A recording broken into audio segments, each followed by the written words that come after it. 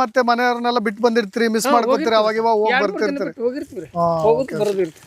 ನಾವು ಬೆಂಗಳೂರಲ್ಲಿ ಆಕಾಶ ನೋಡಲ್ಲ, ನೀವು ನಕ್ಷತ್ರ ನೋಡ್ಕೊಂತ ಆರಾಮ ಮಕ್ಕೋತೀರಿ. ಮಳೆ ಗಿಳೆ ಬಂದ್ರೆ ಹೆಂಗ್ ಸರ್? ಹಿಂಗ ಮಳೆ ಬಂದ್ರೆ ಇಲ್ಲೇ ರೀ ಗುಡ್ಸ್ಲಾ ಮಣ್ಣಿ ಓದಿನ್ರಿ. ಈಗ ಬ್ಯಾಸಿಗೆ ಬಿದ್ದೈತಲ್ಲ, ಮಣ್ಣಿ ಓದಿನ್ರಿ. ಬೆಂಗಳೂರಾಗ ಹೌದಾ? ತಾವರೆಕೆರೆ ಚೆನ್ನಾಗಿ ಹೌದಾ, ಸೂಪರ್.